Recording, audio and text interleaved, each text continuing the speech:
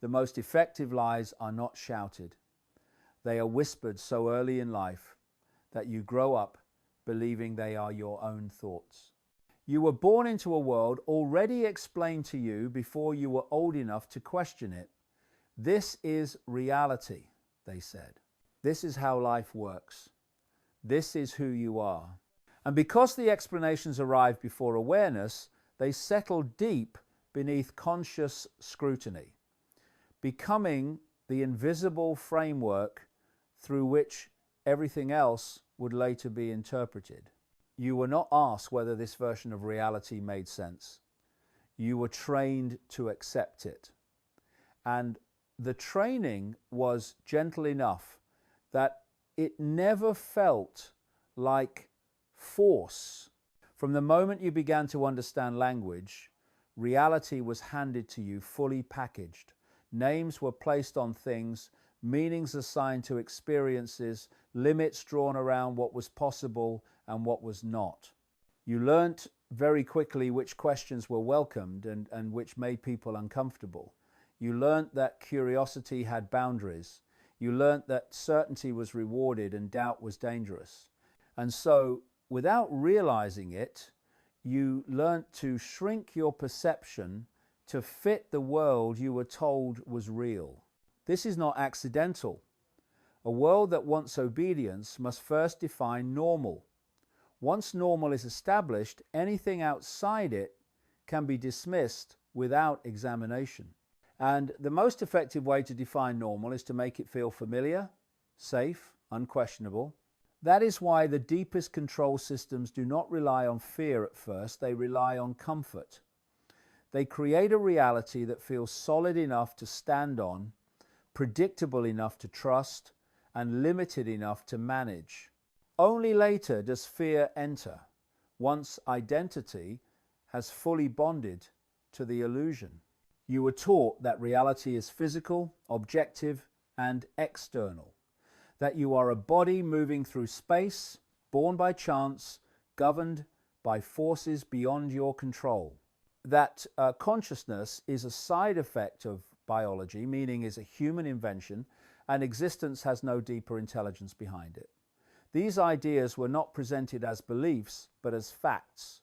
And once accepted as facts, they quietly dismantled your sense of inner authority. Because if reality is meaningless and accidental, then power must belong to those who manage it, and you become dependent on them for structure, safety, and direction.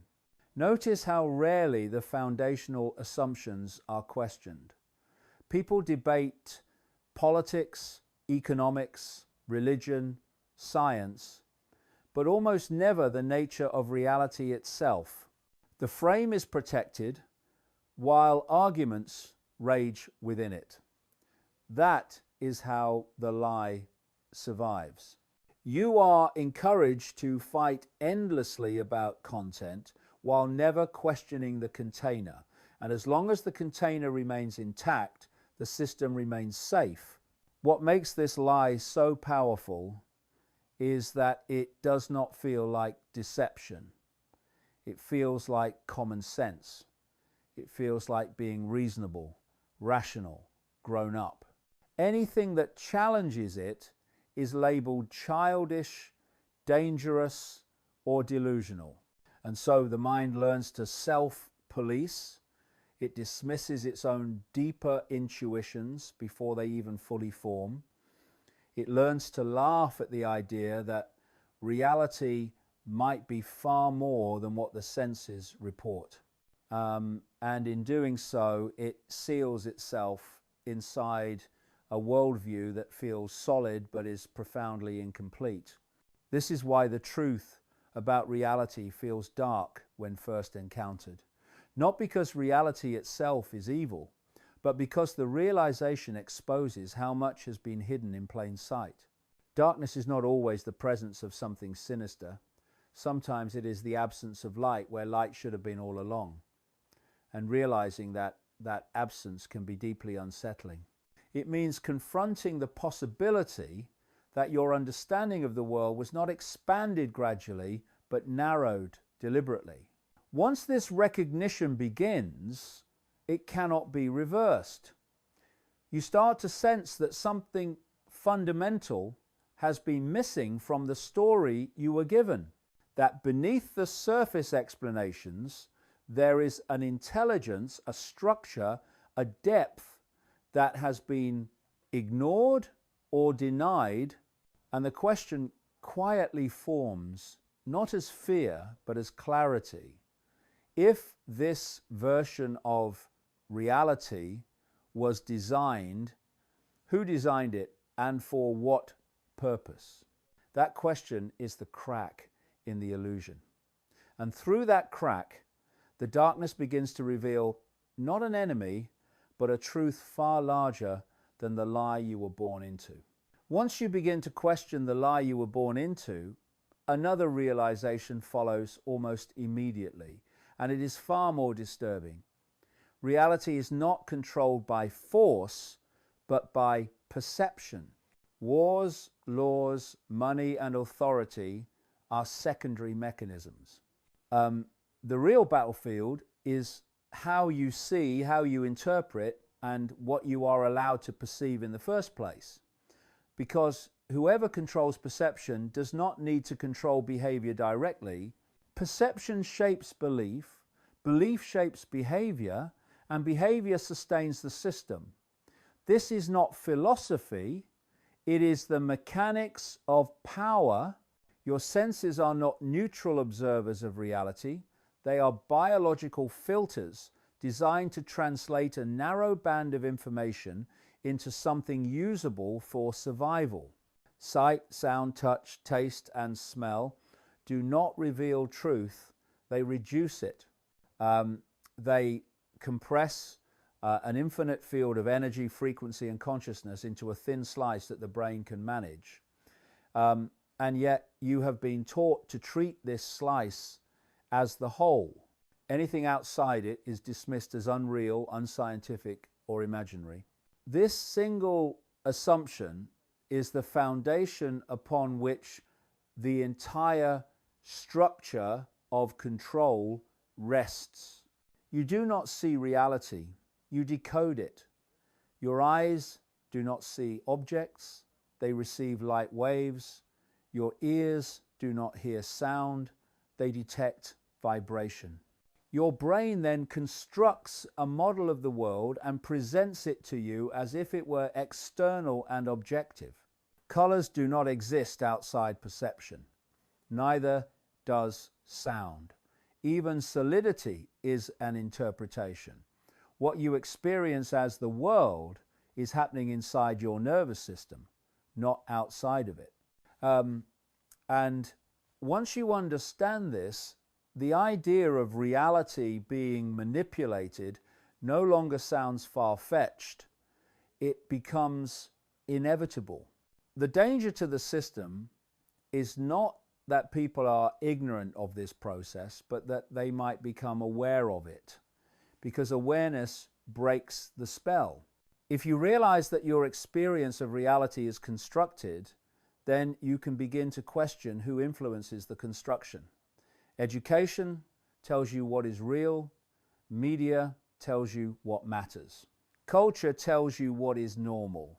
Science, confined to materialism, tells you that consciousness is secondary and accidental. Together, they form a perceptual fence.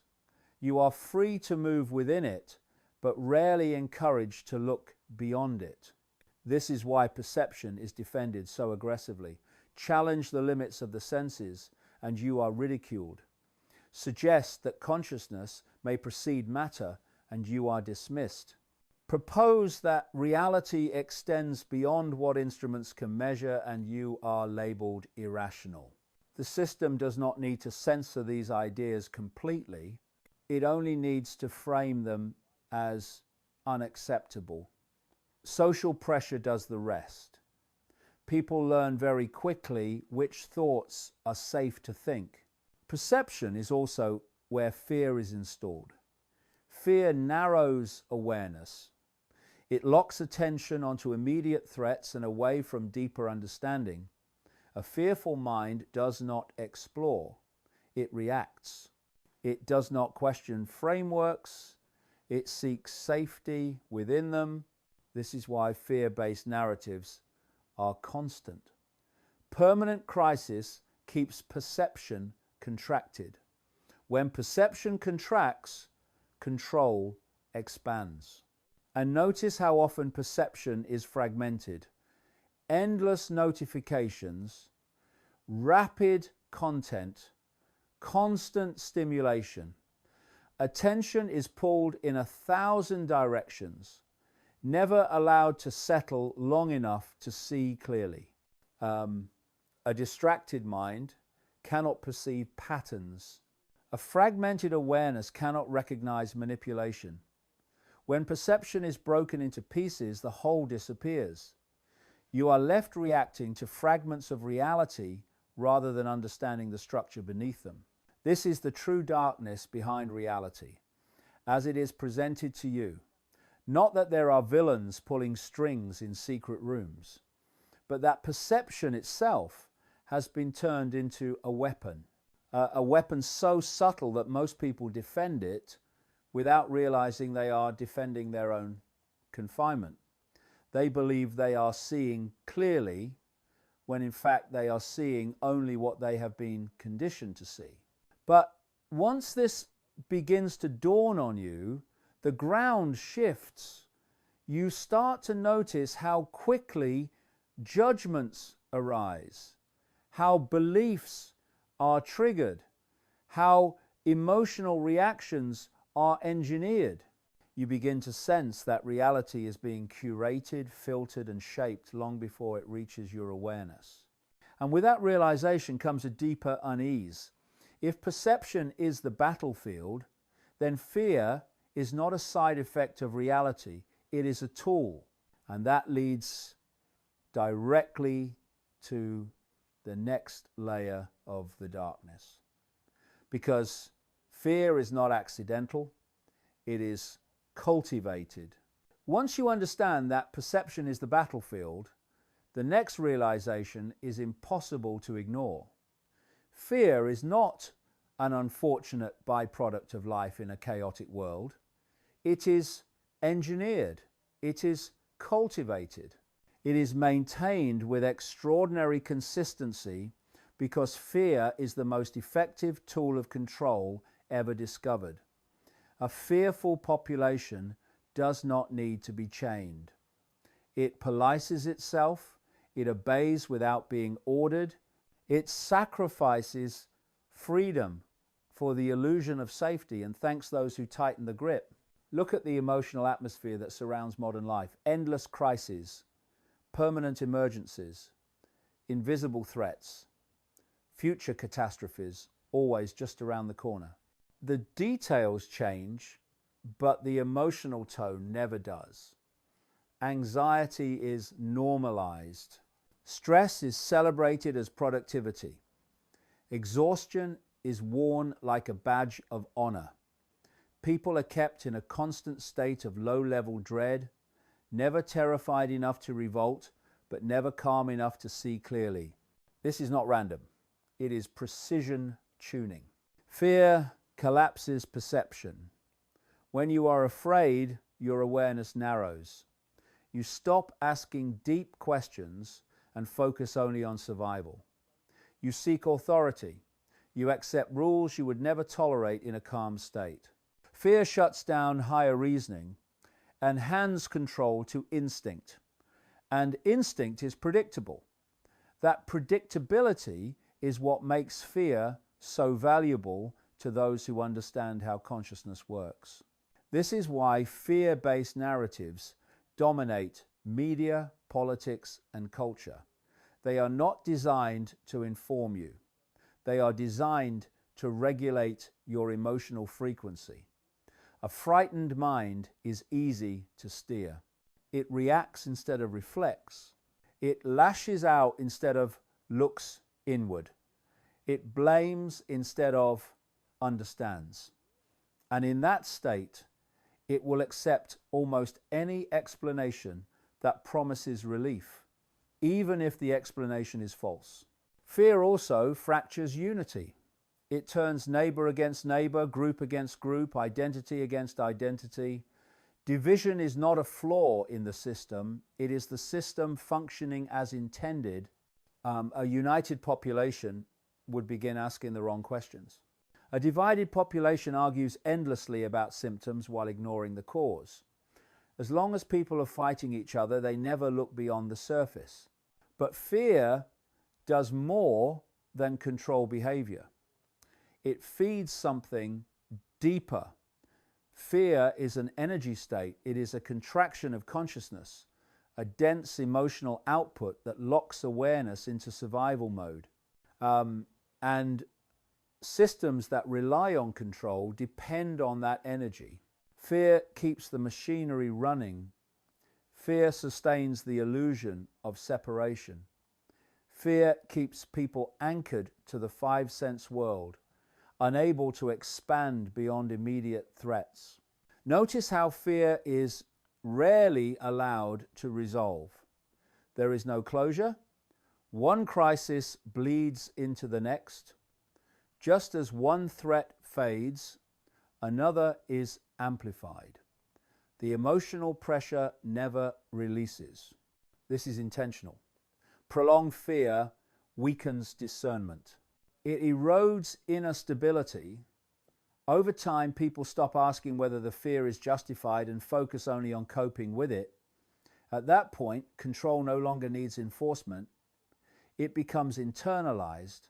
This is the darker truth most people resist. Fear is profitable, not just economically, but energetically and psychologically. Fear keeps attention external. It prevents stillness. It blocks awareness. A calm, present human being is extremely difficult to manipulate. A fearful one is endlessly malleable. And yet, fear has a fatal weakness. It cannot survive awareness. Fear requires unconsciousness. It feeds on imagined futures and remembered pasts. It cannot exist fully in the present. When awareness is grounded, fear dissolves. Not through force, but through clarity. This is why stillness is discouraged. This is why silence feels uncomfortable. This is why distraction is constant. Anything that brings you fully into the present threatens the system at its core. Once you see fear as a tool rather than a truth, its power begins to collapse. You start to notice when it is being injected. You begin to feel the manipulation rather than identify with it. And in that moment, something shifts. You stop feeding the system the energy it requires. You reclaim your perception. You step out of reaction and into observation. But this realization opens an even deeper question. If fear is being cultivated so deliberately, then what kind of intelligence understands human consciousness well enough to use it this precisely? And that is where the narrative moves beyond human psychology and into something far more unsettling. At a certain point, honest observation forces a difficult conclusion. The patterns shaping human fear, division, and perception are far too consistent, too refined, and too enduring to be dismissed as accidental. Civilizations rise and fall, technologies change, ideologies come and go, yet the same psychological manipulation repeats across centuries with uncanny precision. This is where the conversation becomes uncomfortable because it challenges the comforting belief that humanity alone is responsible for everything that happens to it. What if human institutions are not the origin of control, but the instruments through which something deeper operates. This does not require belief in monsters, demons, or caricatures lurking behind the curtain. That imagery distracts from the real issue. What we are confronting is an intelligence pattern, not necessarily a creature. A state of consciousness that is inverted, fragmented, and predatory in nature. It does not create harmony, it exploits imbalance, it does not generate life, it feeds on reaction. Throughout history, this pattern has been described in different languages and symbols: archons, tricksters, false gods, deceivers, not as physical beings walking the streets, but as forces influencing perception, belief, and behavior from beyond ordinary awareness. The defining feature of this intelligence is that it cannot operate openly. It must remain hidden within systems that appear normal, authoritative, and human-made. Governments, religions, financial structures, and media networks become delivery mechanisms, not masterminds. When these systems generate fear, division, guilt, and obedience, they are not merely malfunctioning, they are functioning exactly as required.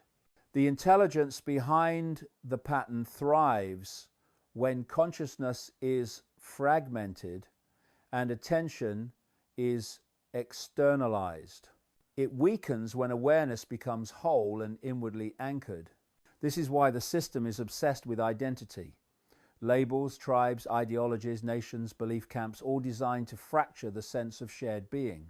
When people identify primarily with mental constructs, they become predictable. They defend symbols instead of truth. They fight over narratives instead of examining the structure beneath them. And as long as attention is trapped in surface conflict, the deeper influence remains untouched and unseen. The most important thing to understand is that this intelligence does not need to be evil in the way humans imagine evil. It does not hate humanity. It does not plot revenge.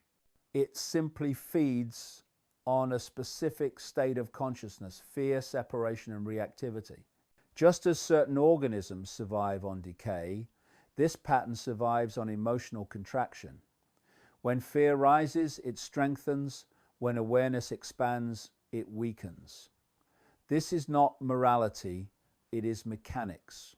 This explains why love, presence, and compassion are consistently undermined, mocked, or trivialized. Not because they are naive ideals, but because they disrupt the food source. A population rooted in presence is extremely difficult to manipulate. A population grounded in compassion does not dehumanize easily. A population that recognizes connection over separation stops feeding the cycle.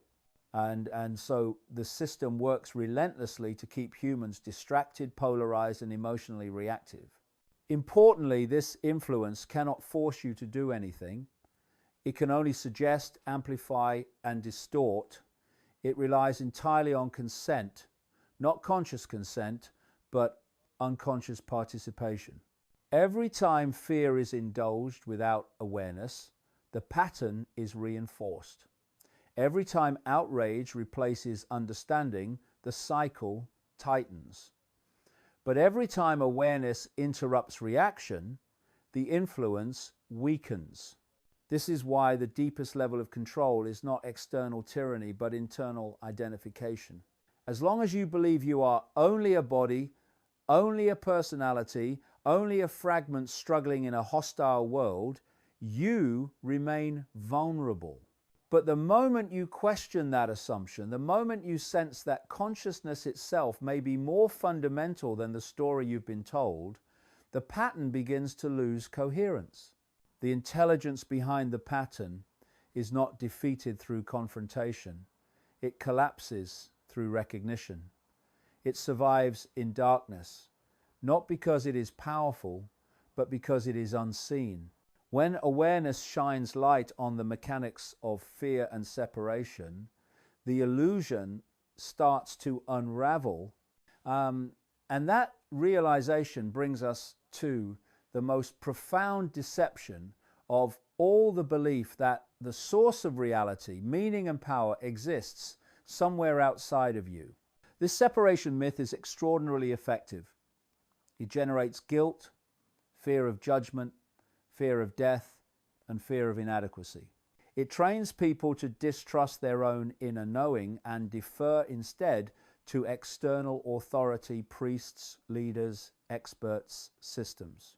And the more disconnected people feel from their own essence, the more controllable they become. A being that believes it is small will look for protection. A being that believes it is broken will look for fixing. A being that believes truth exists outside itself will always submit to those who claim to possess it. But observe your own experience honestly. Every thought, sensation, memory, and emotion you have ever known has appeared within awareness. Awareness does not come and go. It does not age. It does not suffer in the way stories about it do. It simply witnesses. And no one has ever been able to locate its boundary. You have never experienced a moment outside of it. This is not belief, it is direct observation. And when this is seen clearly, the idea of a distant source collapses. What you have been seeking is what has been looking all along. This realization is dangerous to systems built on control because it removes dependency. You no longer need permission to exist fully. You no longer require external validation to know truth. You no longer fear annihilation because what you are is not confined to form. This does not inflate the ego, it dissolves it. The false self, built on fear, comparison, and lack, begins to fall away, revealing a quiet clarity beneath. And clarity is the enemy of manipulation. This is why stillness is discouraged, why distraction is constant, why noise dominates modern life. Because in stillness, the illusion weakens. In silence, awareness becomes obvious. And once awareness recognizes itself, the entire hierarchy of control loses credibility. You stop looking outward for answers and begin listening inward, not to voices, but to a deep, unforced knowing that does not argue or persuade. It simply is. This is the darkest deception because it is the most subtle. It does not scream. It whispers. It convinces you that you are separate, small, and incomplete while presenting itself as truth, morality, and order. And once that belief is removed, the entire structure begins to wobble, not through rebellion, but through irrelevance. Because a human being who remembers what they are cannot be ruled in the same way. They may still participate in society, but they are no longer owned by it. They no longer confuse authority with truth. They no longer surrender awareness to fear. And that realization leads directly to the final chapter, how stepping into awareness becomes the exit from the system itself. Awakening is dangerous, not because it leads to chaos, but because it removes the foundation upon which control depends. A system built on fear, separation, and unconscious participation cannot survive awareness. It does not matter how advanced the technology becomes, how sophisticated the narratives grow, or how many layers of authority are stacked upon one another. Once a human being genuinely sees what is happening, once perception shifts from reaction to observation, the spell begins to dissolve, and there is no mechanism powerful enough to reverse that shift. This is why awakening is never encouraged by systems of power. It is tolerated only when diluted, commercialized, or turned into identity. The moment awareness becomes another label, another belief system, another tribe, another spiritual badge, it loses its threat. But real awakening is not something you claim.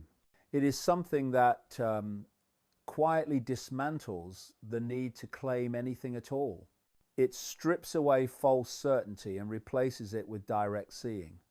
And direct seeing does not obey narratives. An awakened mind does not panic easily. It notices fear being introduced before it reacts to it. It recognizes manipulation without needing to fight it. It understands that outrage is often a hook, not a solution. This does not make such a person passive. It makes them precise. They act when action is aligned, not when reaction is provoked. And that kind of human being is extremely difficult to control. The system survives by keeping people externally focused on enemies, threats, identities, and endless distraction. Awakening reverses that direction. Attention turns inward, not into isolation, but into clarity. From that clarity, engagement with the world changes. You stop feeding fear-based cycles. You stop lending emotional energy to manufactured conflict. You stop outsourcing authority over your own perception. And without realizing it, you withdraw consent from the very mechanisms that rely on your unconscious participation. This is why awakening cannot be stopped. You cannot unsee what has been seen. You cannot unknow what has been recognized directly. The system can slow the spread by saturating attention, fragmenting focus, and amplifying noise, but it cannot reverse awareness once it stabilizes. Because awareness is not something new that is added. It is what has always been there, uncovered rather than created. And what is uncovered does not disappear again. Importantly, awakening does not require everyone to wake up. Systems of control collapse not when masses revolt, but when enough individuals stop feeding them. When fear loses its emotional fuel, it withers.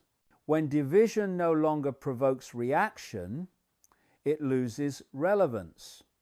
When authority is seen as functional rather than absolute, it loses psychological dominance. The system depends on belief far more than force, and belief evaporates in the presence of clarity. This is why the final phase of control is confusion rather than repression. Not stopping information, but flooding it. Not banning truth, but burying it under endless noise.